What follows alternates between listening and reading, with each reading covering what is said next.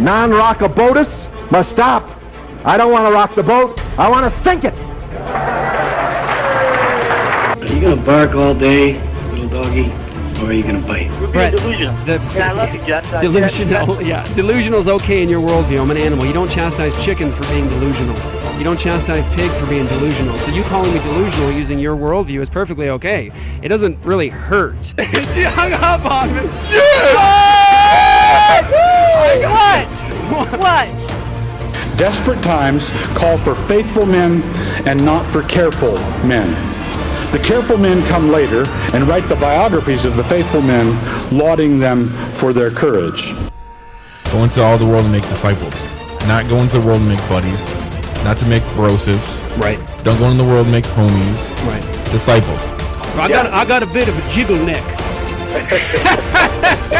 That's a joke, Pastor. When we have the real message of truth, we cannot let somebody say they're speaking truth when they're not. Take an amazing journey to a place that will blow your mind and move your heart so you will never be the same again. What's up, guys? Welcome back to another episode of Apologia Radio. This is the gospel heard around the world. Thank you guys for tuning in. Very exciting and interesting show today. We're going to talk about Thanksgiving. The real first Thanksgiving. The real first. Is actually a really cool thing to do a week after Thanksgiving, just to prepare you for next year. So you guys will know going into it what it's actually all about and the whole history. So yes, we're a week after Thanksgiving, yes, but very important information and really cool stuff, believe me, because I think we're too often distracted by how the modern educational system has talked about the first Thanksgiving, people that the first people that came over, the communities planting, what they believed about the world, the Christian worldview, all that stuff. So there it is. I'm Pastor Jeff. They call me the Ninja. That is Luke the Bear right there. What up? Luke the Bear. And there you go. Oh, sorry about that. Okay, here we go. So go to apologiastudios.com to get more. APOLOGIA studios.com. Just so you guys know, as you see right here on Apologia Studios channel, whether you're on Facebook or you're on YouTube, you'll see that we have all of our content, whether it's doing evangelism, whether it's teaching, whatever the case may be, and Abortion Now stuff. We just dropped an entire film, Babies Are Still Murdered Here, that is available for everybody for free everywhere online. We have hundreds of radio episodes and podcasts available at apologiastudios.com. Everything's just available to everybody. Just grab one, listen to them, start at the beginning. There's a lot to get through. Tons of great stuff, tons of great guests. But we also have Apologia All Access, and that is for all of our ministry partners to partner together with us to produce all of this content. So whether it's videos going out to Mormons to reach them with the gospel, or to Jehovah's Witnesses, or it's in the area of abortion, whatever the case may be, if it's something that's on Apologia Studios for the world to see, our Apologia All Access partners are doing that together with us. And so what we do is we have Apologia All Access. It's a way for you guys to be a part of this ministry with us, and you also get the TV show, the after show, Apologia Academy, and all the other goodies that are there at apologiastudios.com. So partner with us by signing up to Apologia All Access today and be a part of all that God is doing with this particular ministry. Do make sure that none of your giving affects the giving towards your local church, but partner with us. Lots of big things in store for next year, 2020. I think it's going to be our biggest year yet in terms of in one area, the fight for End Abortion Now. Yes. I really believe that next year is the year where we've laid a foundation where we may be able to work to see either sanctuary city, a legitimate sanctuary city, end of abortion in a city or a state, or us getting to the point where now we cause enough righteous controversy to get everyone to start to think that way.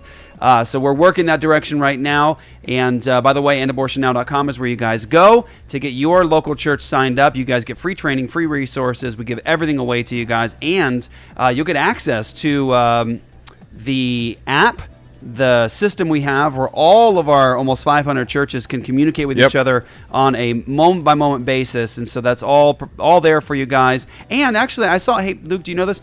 I saw Marcus filming his portion for our media training for the churches. Oh, yeah. Do you know if that's up yet?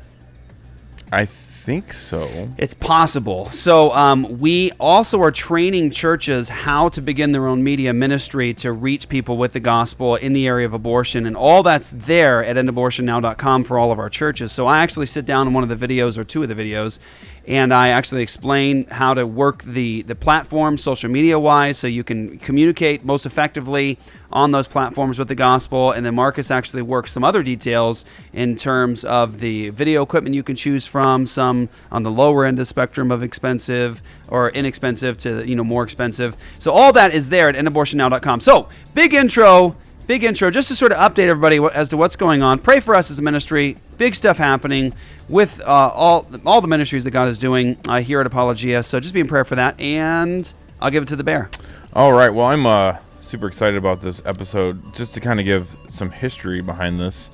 The reason I wanted to do this, it's funny because I saw the article, and it was I think it was Wednesday of last week, right before Thanksgiving, and it came. I think it was Time. If I remember correctly, it was a Time magazine article, and it was this completely bogus, social justice leftist view of Thanksgiving. And so I immediately hit up our guest, who I'm going to introduce in a second, Zach Lautenshlager, who has an awesome last name and an even more awesome beard. He's a good friend of ours. We've known him, about a year and a half, I think now, and we've done a lot of work with him behind the scenes. We're going to be doing a lot more work with him behind the scenes as well, hopefully in the near future. But Zach was out here, taught a leadership class for us here, I think about a year and a half ago, right. And I couldn't help but notice his incredible knowledge of U.S. history from a Christian perspective, and I was like, wow, he had some really cool stories. So I immediately hit Zach. I was like, hey, would you love to come on the show and talk about the real Thanksgiving? He was like, yeah, absolutely. So that's kind of what spurred this on. But Zach, I'll go ahead and let you introduce yourself to our audience. Well, thanks, brothers. It's a pleasure to be here. I'm Zach Lautenshlager. I serve as the vice president in my day job as the National Association for Gun Rights. Yeah. Right on. 4 million members nationwide, and it's good work. Recently relocated to Utah. No, I'm not LDS, but it's a great state, and it has is. many Mormon and LDS friends. So it's a pleasure to be here. We're part of the Orthodox Presbyterian Church and are attending Berean OPC here in Clearfield. It's Jason Wallace's church. What's that? Jason Wallace's church, correct? That's correct. Yes. In fact, there are 2 OP churches here. Jason pastors Christ Presbyterian down in Magna, but then he also preaches up here. We're in between pastors right now. Yeah, you look like a pilgrim. I just want you to know that. Legitimately. I take that as a compliment. Yeah, you look like you could be sitting at the first Thanksgiving table for sure. An Irish pilgrim. Yes. Give my wife a hard time. I'll brush the beard out and kind of get the John Smith look. He wasn't the pilgrim. Although, do you know that they did try to hire him before they hired Miles Standish? Really? Did not know that.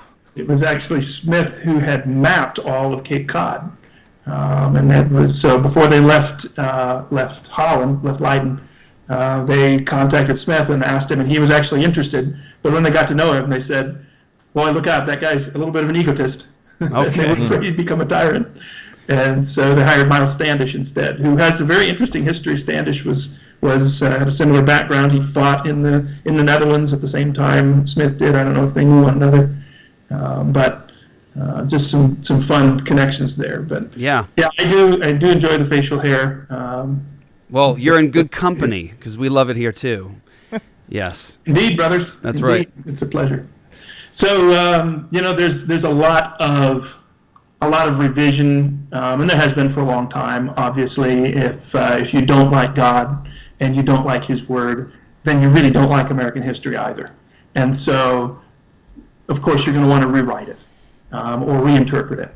And judge those who perhaps did love God and did try to serve Him in past more harshly than we would judge others. So we can some of our fellow Americans who perhaps share a more Marxist worldview are going to look at Che Guevara and praise him for fighting for liberty and freedom, even though the dude was an executioner. He was Castro's executioner.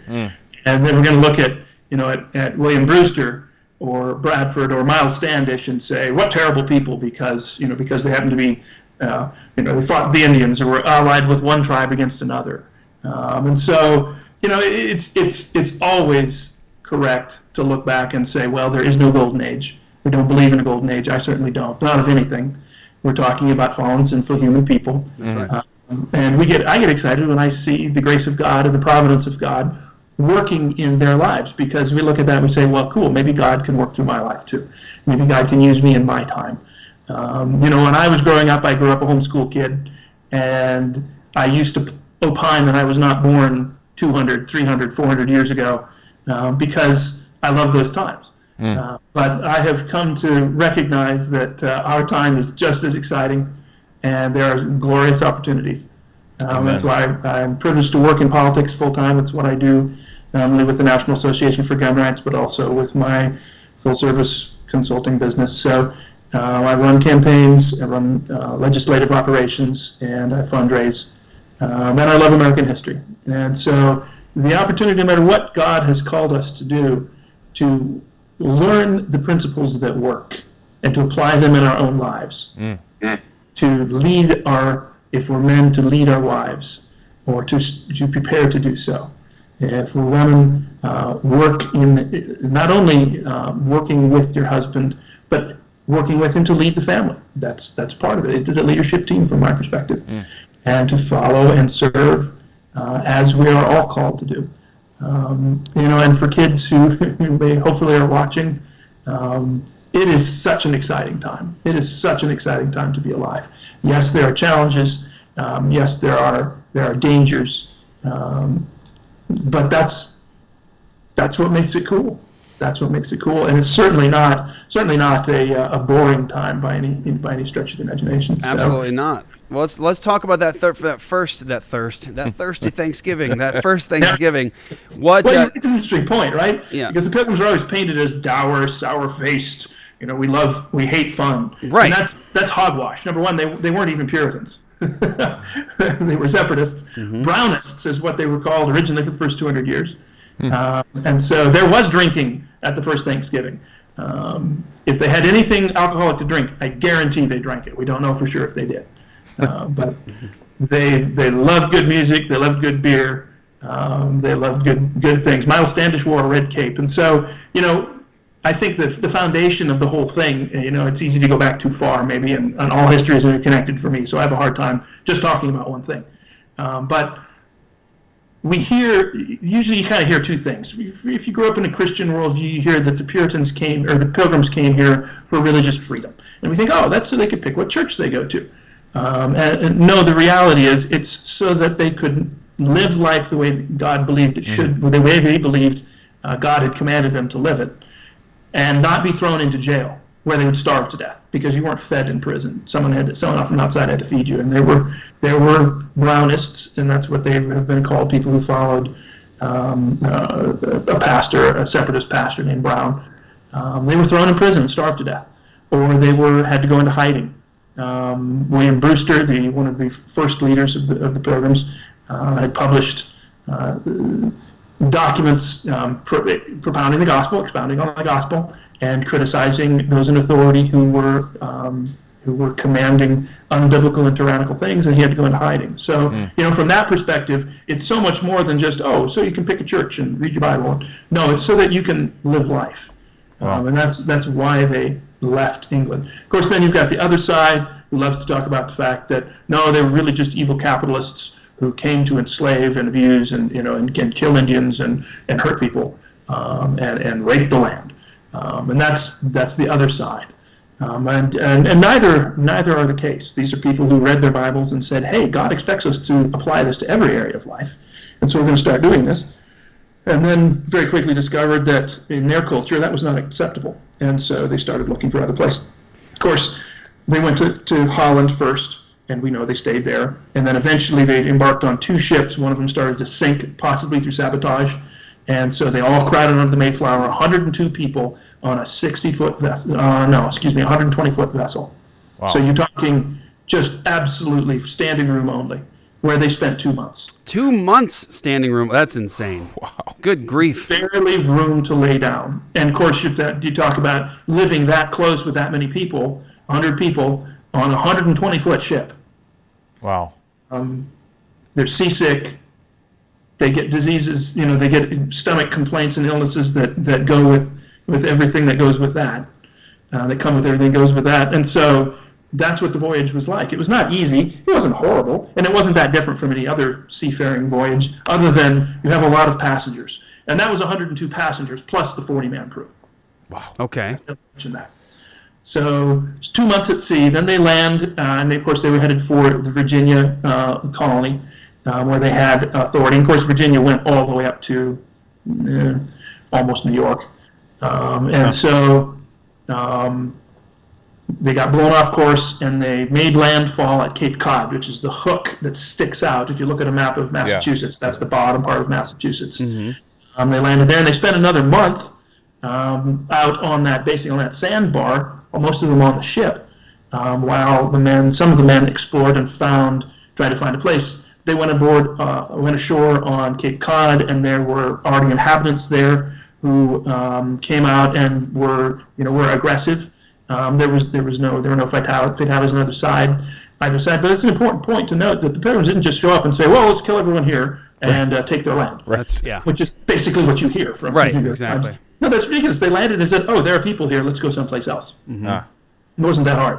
Now, yes, they were concerned about being attacked because the relationship between Europeans and Native Americans at this point was not good. You have to recognize it had been 100 years. There had been 100 years of back and forth. Some of it good, but a lot of it bad on both sides. And there were many Europeans who did come here and did do evil things and stole and hurt people. That's true. But what makes the Pilgrims unique and remarkable is that their attitude was completely different. They respected the people here. And so they looked for a place let's find a place where there's nobody living right now. Maybe nobody has a claim on this land. And so they went inside Cape Cod Bay and landed at what is now Plymouth. The Indian name for the place was Patuxet. And it was abandoned. There were some clearings there were tumbled down buildings, and there were lots and lots and lots of graves and even exposed remains because that village had died. Wow. Possibly wiped out by disease, most likely we don't know. The only surviving Patuxet resident that we know of was Tisquantum. There may have been a few others that weren't recorded in history. He went down in history and was popularized in the 1800s 1800s as Squanto. And so they found this land where it was open, and there were 4 or 5 rivers coming down to the sea, and there was a hilltop that was good for defense, ready-made. So they decided to settle there. Now, many people know the name William Bradford. He was the second governor of Plymouth Colony Bay. Right. Or Plymouth Bay Colony, excuse me. And so he's about 35 at this point, between 30 and 35. And while they're there on that expedition where they found Patuxet, which would become Plymouth, Bradford's 26-year-old wife, and they have a little boy, she falls overboard out, and this is early December. It's about now. Wow. And dies. She drowns, and he doesn't find out about it until he gets back. Oh. 4 other people perished there, and those were the 5 deaths at sea. 1 died on the voyage. They roll over. They land at Patuxet. They unload the stuff. They start building shelter, but it's now Christmas. They started building the common building on Christmas Day, on the 25th. Of course, they wouldn't have recognized that as Christmas. That was abhorrent to them because it had become an enforced holiday by the Church of England. Yes. So, but that was the day they started building. And now, of course, over the winter, and this is something that we all hear about, right? Everyone hears that a lot of them died. Well, 102 people, 45 of them perished during that. Yes. During that winter. During that first winter. During that first winter. Wow. There were only 3 families that did not suffer some death in the family. Wow. And there were several families that were wiped out to 1. Wow. 1 man, 1 woman, a child who was left. Now, to our ears, that is just almost unimaginable. You have to understand that was very tough for them. That was extremely high. Extremely high mortality rate. But you are talking about a different time. Mm-hmm. And in Europe during this time, and for hundreds of years before this, it was not uncommon for large numbers of people to die. Bradford himself was an orphan. His father died when he was very young, and so he was with his mother, and then he went to live with his grandfather, who died, And so then he went back to live with his mother and her new husband, and then she died. And by the time he was 10, he was an orphan. And so he was actually taken in by William Brewster. And Brewster had also taken in other children, some of whom died on the voyage, but who had no place to go. And so he took them in and took care of them as best as he could. And some of his own children perished as well. So these are remarkably compassionate people. Yeah. And so all throughout this period, when they're looking for land and looking for places, they came across these big stores, these big piles of corn that had been carefully, we're talking about maize, that had been carefully prepared and buried, and that were good for food. And so they didn't know what they were. They said, someone left all this out here and there's no one around. And so they looked around, they couldn't find anyone, so they said, we're going to starve. We took the corn. It turns out that was part of the burial ritual for the local tribe. And so when they found that out, they actually went and paid everything they could to that tribe for the corn. Wow. And paid them for it. So through that winter, it was very terrible. They didn't know. All they knew were the terrible stories of people being attacked and killed and eaten and whatever. There were all kinds of stories, many of which were false, some of which, there were terrible incidents on both sides leading up to this point. And so they would bury their dead at night and disguise the graves. And, many of us have heard those stories. Yeah.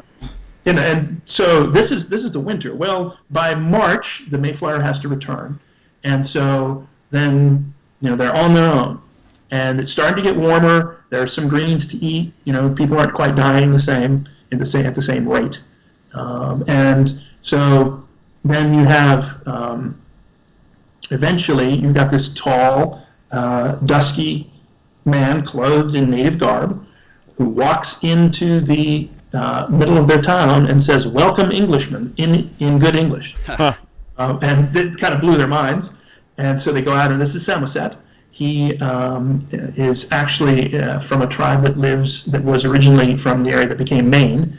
And he was a sachem, or a chief, and he was kind of attached to Massasoit and was one of his advisors. And so Massasoit sent him down to talk to the pilgrims and to say, okay, why are you guys here? What's going on? And so they found out what they were, and Samoset the Abenaki, that he was treated well. They invited him in. They sat down. They talked with him. They showed him respect, and they just talked about what was going on. And so he went back and reported to Massasoit, this is who these people are. So Massasoit sends Tisquantum, who also speaks English, because Tisquantum is actually... Oh, no. We lost audio there. So, there you go. Of course, that's when you have planting the corn with the fish, and they start to have plenty. And so what happens through this summer, the Pilgrims, or the Brownists, who are led by William Brewster, who is a diplomat. He's a diplomat. He was part of the diplomatic corps for England. And so God placed him in this situation where he understood diplomacy. And so he sat down with Massasoit as a king, which he was, and treated him with respect and negotiated with him. And eventually they actually, after Bradford became governor, they signed a compact or a treaty that said that if anyone attacks Massasoit, that the Brownists or the Englishmen would help them, and vice versa. And so, interestingly, they bound themselves to that tribe, which you can tell from a diplomatic perspective that makes sense. They're out there in the middle of nowhere. They need food. They need support. And so, but they do have good fighters, and that's something else that we really don't think about. Everybody, I think, has seen, or a lot of people have seen, the picture of the Pilgrims going to church, and one of them's got his arquebus, his big musket on his shoulder, right? Right. But we don't really think about the fact that these guys were trained. That's why they hired Miles Standish. And Miles Standish was a genuine badass. He was never officially part of their church, but when they were all sick, his wife perished. He never got the sickness, and he nursed. At one point, he was one of the few people, maybe one of 2 or 3 out of 60 or 70, who could stand up. The rest of them were so sick they couldn't even get out of bed, literally. So he spent all his time feeding them over that winter, and he really became one of them and was well loved by them. He and Bradford were great friends, and he actually became friends with many of the many of the Indians as well, many of the Native Americans. So I lost track of the name of the Indian warrior who he fought side by side with for years and eventually lived in his house with him. He became part of Standish's household, and they lived together at the end of their lives and were always great friends. So eventually, of course, you've got the whole story, right? There was plenty, and so they had a harvest festival and a day of Thanksgiving. And many people parse it out and say, well, actually, no, the first official day of Thanksgiving wasn't until later, like the next year, and that was when Thanksgiving was proclaimed. But it's just foolishness to look at a bunch of Brownists or separatists and say these guys didn't give thanks at their harvest festival, that this was somehow a more, sort of an English pagan thing, which is laughable. It is.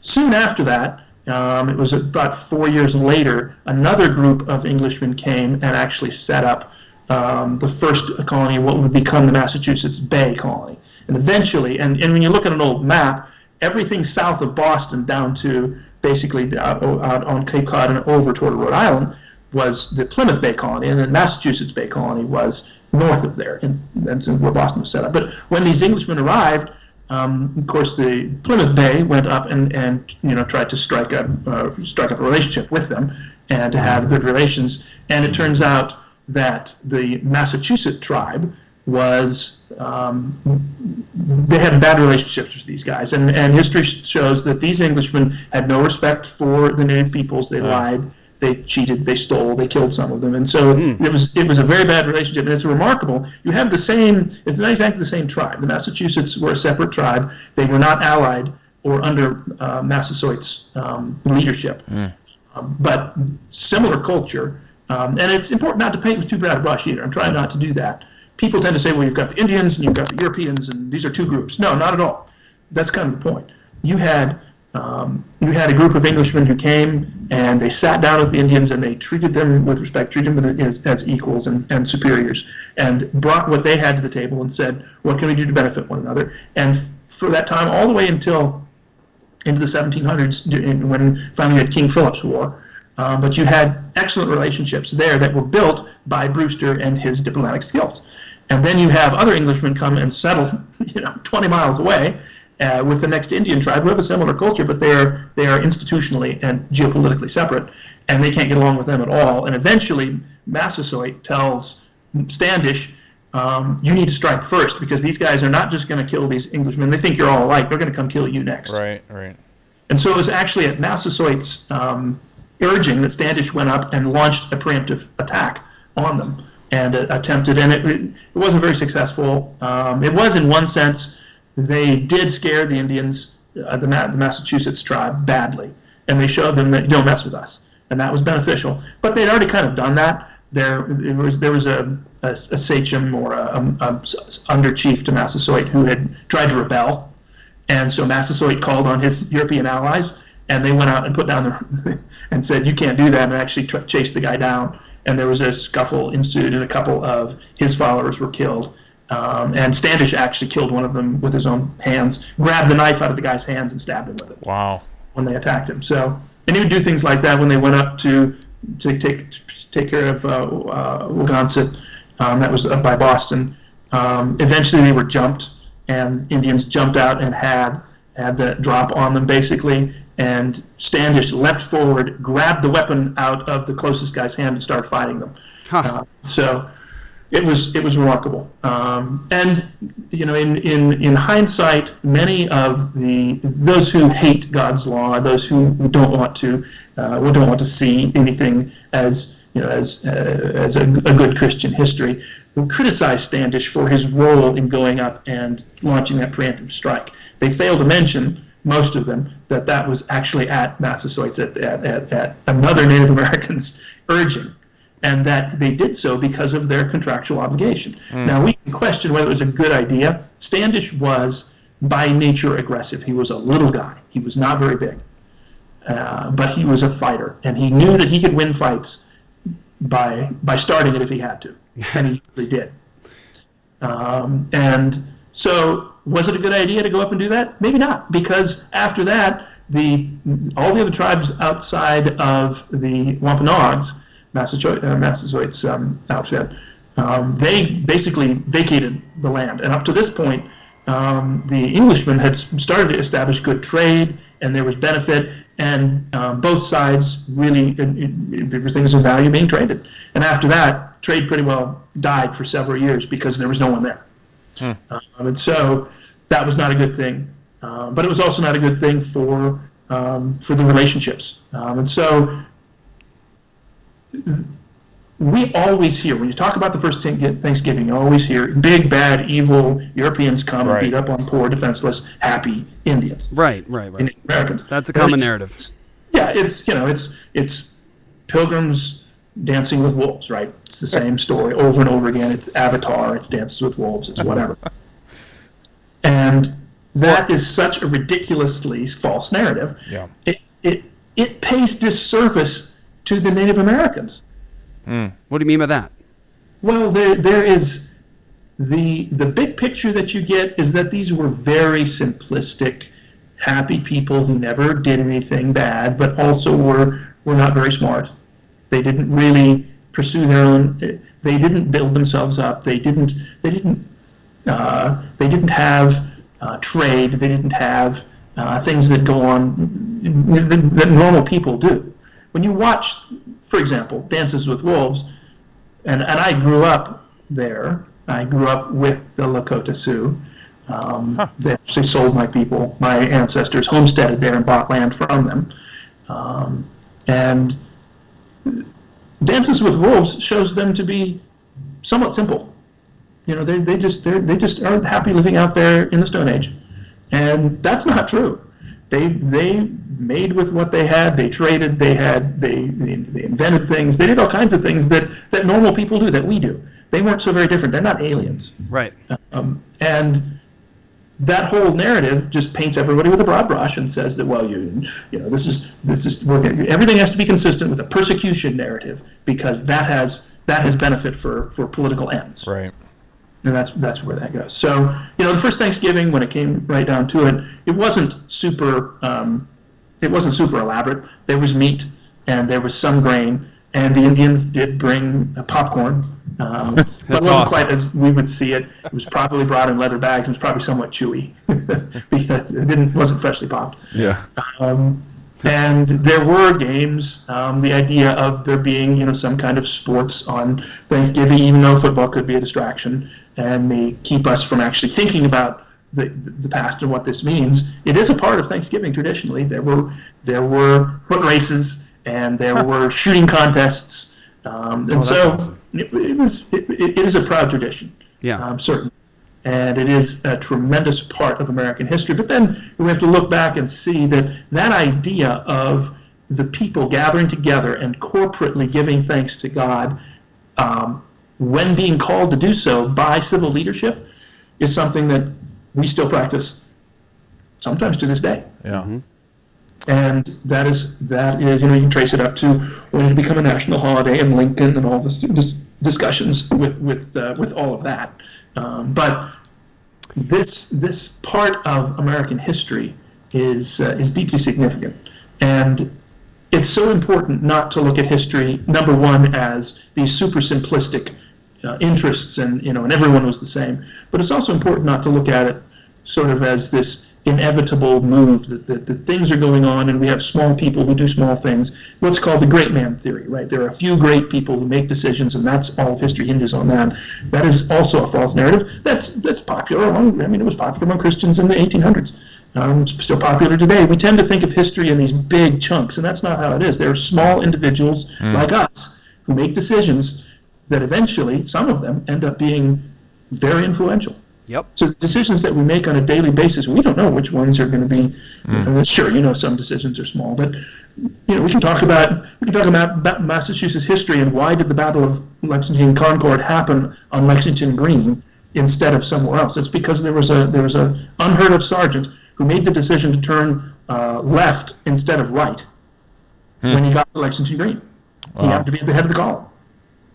So those kind of decisions, we can look back at what happened at the first Thanksgiving and see those decisions as well. Right. We can see people who, like Brewster and Bradford, who were reading their Bibles and saying, you know what we do at the state church, what we would call an Anglican church today, on Sunday morning is not what God commands us to do.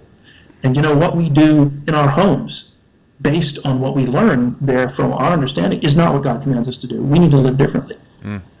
Now, once they came to North America, they did hope, and they openly hoped that God would do something with that. This was tremendous sacrifice. Bradford later wrote that they had reports that the natives here would capture you, cut you up while alive, cook parts of you while you watched and ate it. Wow. That was the report that they had, and they didn't know any better. Turns out that probably didn't happen.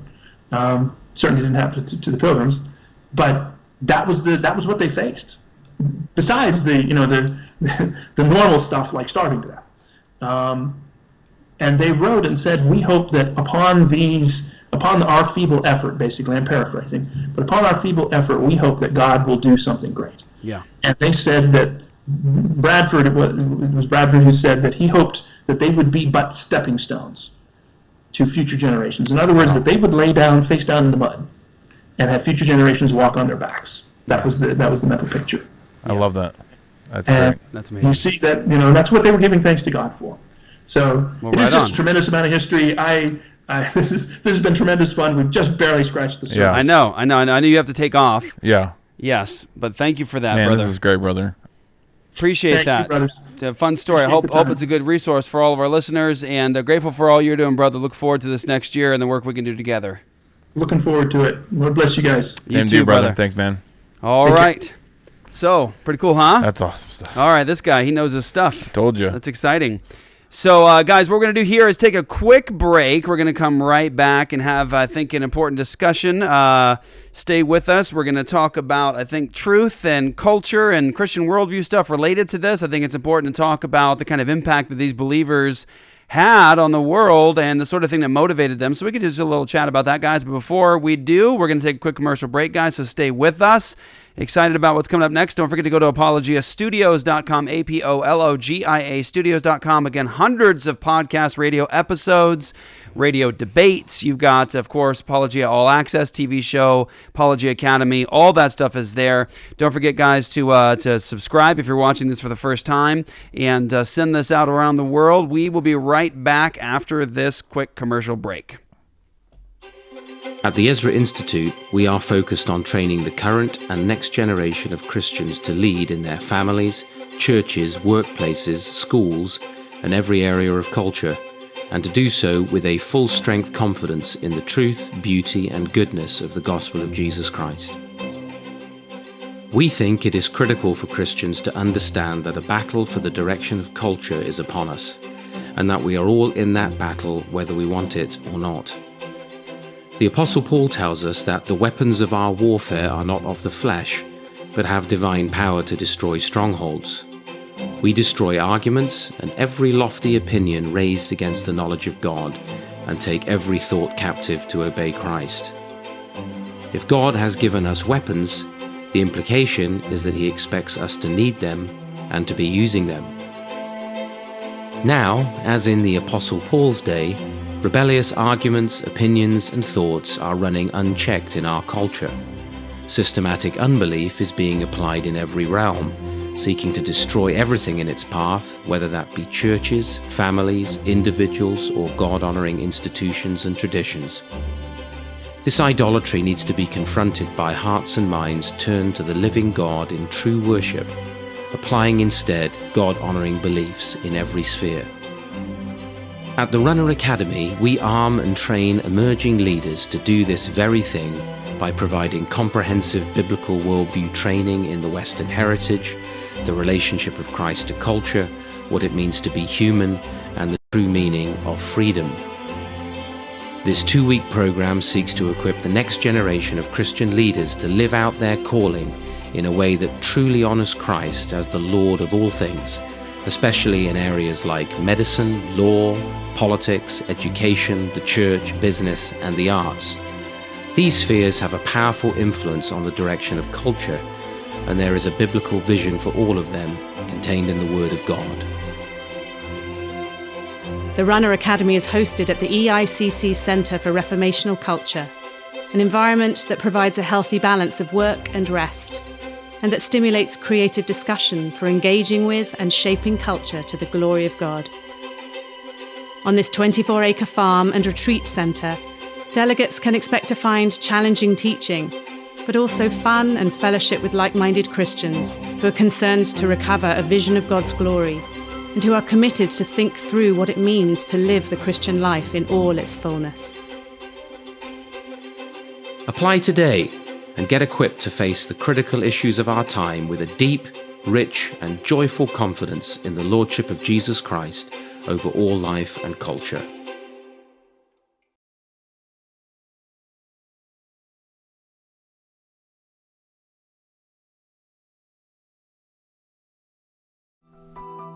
I want their faith to not just be something that stands, but something around which culture can be built. We want students who can think critically about arguments, but also about the culture around them, that can then speak clearly to it, and that also have the ability to influence and shape because of the power of their message.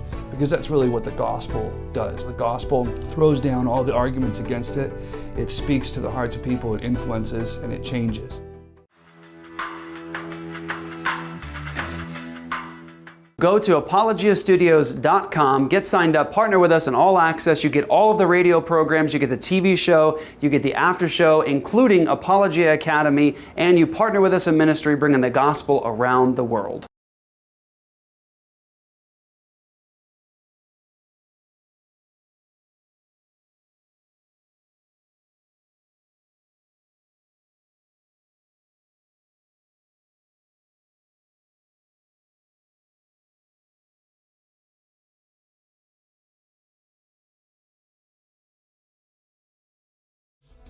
Welcome back, everybody, to Apologia Radio. Don't forget to go to apologiastudios.com to get more. Hey, since you're here, if you're watching this on Apologia Studios channel on YouTube, if you're new to the channel, welcome, everybody. I'm Jeff, the Coleman the Ninja. That's Luke the Bear over there. What up? If you're new, I'm just going to take a gander here just for a second because I'm forgetting like everything, but I think there's quite a bit. If you look over, find our channel, our videos and all those things, and I'll just run you through a couple things in our feed that you can go check out. Recently dropped. I think it'll help you to know kind of what it has been up the last couple of months. So we had a good episode a couple of weeks ago, or last week actually, By What Standard with Tom Askell and Jared Jared Longshore, about the new film that actually should be out in the next week or so. It's called Tomorrow. Yeah, that's what they're doing the premiere. Yes. Then it's the week after, right? Is that right? They're dropping that? Oh, I don't know. So I can't remember now. Yeah, it's basically they're going to do the premiere in Florida tomorrow, I think it is, and then the next week they're going to drop it somewhere sometime.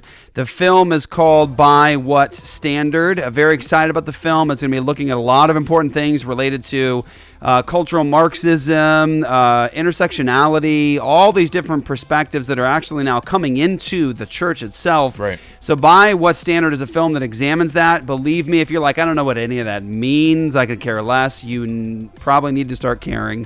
And you need to find out about what it means because it's actually impacting a lot of major Christian denominations and in a very, very dangerous way. Absolutely.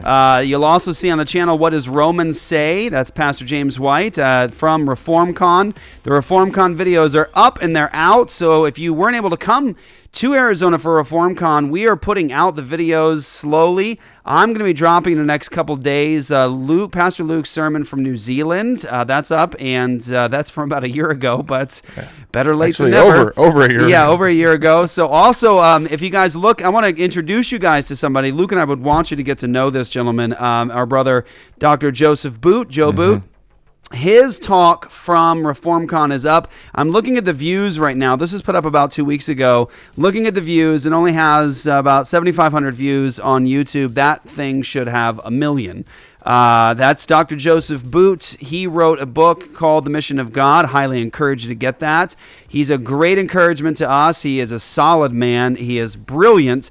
And you need to listen to that talk. Recovering the Christian Mind will bless you. It'll challenge you.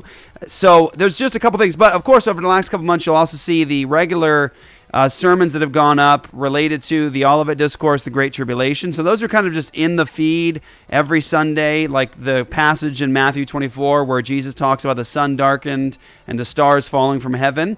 That is up there. I encourage you guys to check that out. We have John Samson up there. We got Andrew Sandlin. We even have, of course, the whole film of Babies Are Still Murdered Here. That's up. If you haven't seen it yet, highly encourage you to see it. It's also on Amazon Prime. So if you have Amazon Prime, go check out Babies Are Still Murdered Here. Very important film. Exposes the failures of the pro-life ministry and the fact that the pro-life ministry is professedly, is that a word?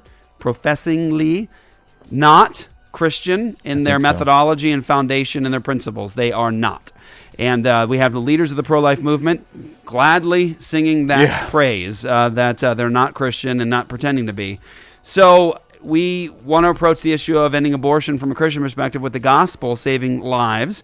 If you guys want to know what that's about, go to End Abortion Now to get more, endabortionnow.com to get more. We also have tons of stuff. There's stuff here, again, Toby Sumter. Don't miss it. ReformCon Talk, you have to see that. If you haven't seen it, it's The Sanctuary and the Public Square, Toby Sumter, 5,000 views. It's honestly the best message I've seen this year. All year, my favorite message, for sure. You have a conversation between me and a moral nihilist at ASU. Check that out. I think it'll bless you, giving that guy the gospel, really unpacking his worldview. And you have, fairly recently, sort of a fun thing to watch, I think helpful also, is the debate with the atheists in Utah. Pastor Luke, Pastor James, Pastor Zach, and myself went to Utah with our whole team, our wonderful team at Apologia Church, it was great. to go out and do evangelism. It was one of my favorite weeks of missions we've ever had. It was and good. We got to preach the gospel in Salt Lake City to the Mormon community, and we got to do 3 days of discussions and debates. The atheist debate is up there. Check that one out. So that gives you sort of a rundown and a peek as to what's been happening in the last couple of weeks. And a big thank you to all of our ministry partners that actually are all access at apologiastudios.com. You did all this. You made it all. You made it all happen. Hashtag truth. That's what it's all about. So you guys helped us make all this possible, and people are hearing the gospel, getting this teaching because you are doing this ministry with us. So, you know what I just realized? It's been a crazy week. This week is 6 years for Apologia Radio. Like, this is the 6-year anniversary? Is that where we're at? It's just you and I sitting here alone. Yeah. No, we don't have Joy with us. Dang it. Yeah, we should have probably planned something for this. Yeah, I know. I just remembered. It's always the first week of December. Maybe the 10-year anniversary will do something really special. Yeah. So 6 years Apologia Radio. Yeah. 6 years Apologia Radio. 10 years official plant of Apologia Church in February, end of February. Yep. But Pastor Luke and I have been doing this for 12 years. 12 years, right? You're starting to see Since 2008. You're starting to see it. You're starting to see it in the line. Well, 12 years, about. You're starting to see it in the lines, the little gray edges to the beard here, the little gray. And you know what I just realized? Our 10-year anniversary for Apologia Church, we will be in Ireland. Oh, that's right. Speaking that day. That's right. On the 10-year. Oh, wow, that's amazing. Yes, and we have plans actually in the works right now to help the church in Northern Ireland and hopefully Scotland to do ministry Southern Ireland, in Southern Ireland, yes, and to do ministry in the area of abortion. Unfortunately, abortion, and this gets to the whole topic of this is perfect segue. Northern and Southern Ireland were kind of like the last stand in many respects. There are other places that have banned abortion as well, but it's sort of this last standing vestige of a nation that was once dominated by the Christian worldview and had criminalized abortion. People referred to it as murder. Time quickly changed all those things. And so we were there when Southern Ireland fell and caved in the issue of abortion and legalized it. And we've been praying with and talking to our friends in Northern Ireland for the last year or more about their stand against abortion. But now it's been forced upon them. And now abortion is now legal in Northern and Southern Ireland. Yep.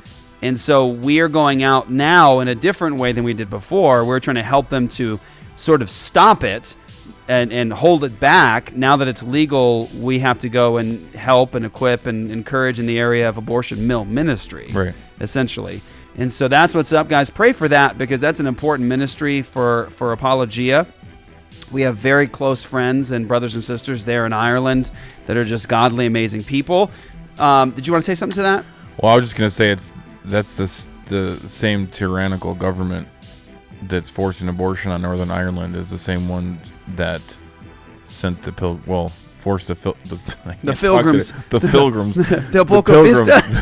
It's been a long week, and the pilgrims out of England, same government. Yeah. So yeah, just thought of that. Yes. So we're wrapping up the show here today, but don't leave just yet, because I think what we heard at the beginning of the show today in terms of Christians coming over, enduring a lot of hardship to come and to plant and to build a community, there was a Christian worldview assumption in all that they did, in all that they read, and all that they built. And they were building with a mindset toward the future of the kingdom of God, the gospel, and the biblical worldview. One of the things that cannot be avoided, particularly in American history, I mean all throughout history, but of course what we're all knowledge about, it can't be avoided in American history that this nation was founded by people who believed in Christ and who held to the biblical worldview and tried to actually get the biblical worldview into every aspect of life. That was just something that was normative in the colonies, and so it was assumed that you had a commitment to the biblical worldview and all that you said and did. We've talked about this often, how the people early on in American history, as you read their writings, even somebody who wasn't a believer, like Benjamin Franklin, still went and listened to Whitefield, loved hearing him preach. Still gave money to Whitefield for his orphanages. Yeah. And you look at even some of the founding fathers and those people that may not have been either good, solid Christians or professed Christians. The assumption was, we still need to obey this God. Yeah. Isn't that interesting? People that were on the outskirts, not actually in the church, were still saying but that's what that's how we're supposed to live. The Christian worldview was assumed, and you look even in the early documents as colonies are founded and people are building communities, they would name the triune God of the Bible in their covenants and in their official documents. They name Jesus Christ by name. And you even see that in a place where Pastor Luke and I have planted a church, the island of Kauai. Hawaii's history is the same way. Christians went over to preach the gospel to the islands, and within 20 years, they're converted to Christ, and they name the God of the Bible in their foundational documents, in their constitution. 20 years of mission work, right? So it's the assumption was there, biblical worldview in all aspects of life, spreading communities with an eye on Jesus, the gospel, God's truth, God's law, and we are in big trouble today in the West, right? So it was, I think, weird for Luke. For Luke and I, it was strange. Okay, we came into Ireland's issue at the tail end. So I went there providentially by accident from our perspective. Yeah, right. I was asked to teach as a Baptist pastor for Presbyterian churches. Yeah. Annual for legit covenanters, their annual conference, which I thought was so beautiful. So I was like, yes, I'll do that. How beautiful is that kind of unity? But when I get there, I start realizing as I'm there, I'm not there to talk about abortion. All of a sudden, it's coming up everywhere. We're in big trouble. And I'm like, well, that's our thing. That's our whole thing. So Luke and I went back, and we were there on the tail end of this whole process of them sort of like these last standing pillars of the Christian worldview that are preserving life and preserving human dignity, like the image of God, and criminalizing abortion, like these last standing pillars of the Christian worldview. So it's almost like it's like symbolic, right? Like Luke, I'll let Luke talk here, but when you go around Ireland, you see all the vestiges of the old world that was there. The pagan symbol behind us. Yeah, right. Yeah, is everywhere. The tricetra. Everywhere you go in Dublin. For those of you guys who know, it's not really a joke. Pagan symbol. It's a joke. It's a joke, Pastor. But yeah, the tricetra symbol, crosses, old churches, all the old Christian worldview, all that stuff is all kind of hanging out. But we were there as like those last pillars are dropping. And of course, we were very saddened to see it happen in Southern Ireland, which is dominated primarily by professing Catholics. Yes. And to see them lose hold the way that they did was shocking to us. I didn't think it would happen, but it did. And then Northern Ireland just recently lost and on this issue, and the pillar fell. So now no value for human life, no reason to say there's any value to human life, and we'll kill our babies in the womb. Well, in the North, it wasn't even something they lost. It was kicked over. Right. It was it was the forced on government them. saying, nope, you're doing this. I don't Yes. care what you think, because they don't want it. Yeah. They don't want it. So Yeah. I love that. I'm going to switch gears a little bit here, but I can tell you what eschatology the Pilgrims did not hold to. Yeah. They were not premillennialists. I can tell you that much. I love the quote that Zach dropped right before he got off. Was Bradford, or was it Standish? Whatever one. He was saying, like, I think it was Bradford. He was saying they were willing to basically lie down in the mud and let the generations after them walk across their backs. I was like, that's big time. We've lost that. Mm-hmm. The church has lost that. Concern for the next generation. Yeah, we don't think about that anymore. Right. And I was like, man, that's a powerful code to think about. So, whether they were post-mill or on-mill, they were doing work and they were thinking long-term. They were thinking generations after them. They weren't just there. Think about it. They wouldn't have left. They wouldn't have gone to Holland. They wouldn't have crammed 120 people in a boat or whatever for 2 months if they were ready to be raptured off the earth.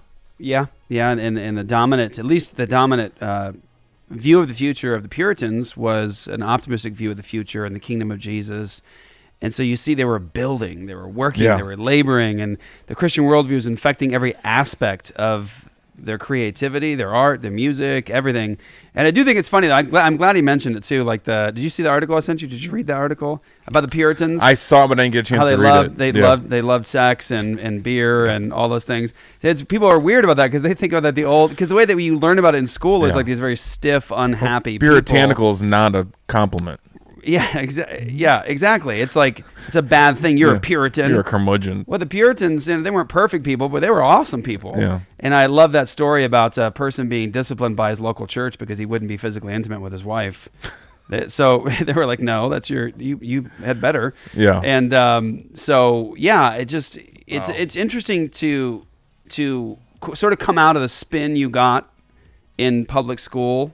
I'm a public school kid. Yeah, me too. And so what I always understood about the origins of our nation and the Puritans, the Pilgrims, was something far different than what is actually true. So I've had to do a lot of undoing in my own mind in terms of really understanding what they thought, what they believed, what they were about.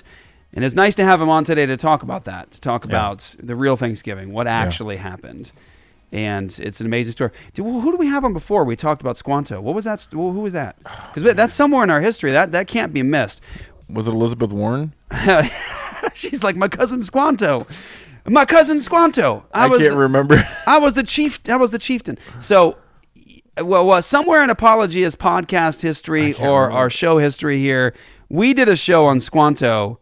I think it was with who's the guy that has? I can't believe I'm forgetting this right now. The guy that has the famous history thing. David Barton. David Barton. It was. I think was it Barton that told us about Squanto? Maybe. And the whole Christian history of Squanto. What happens when you have 6 years of shows you can't remember? 6 years of show, yeah. So go look it up. Apologia Radio. Just Google Apologia Radio Squanto or Apologia Studios in Squanto.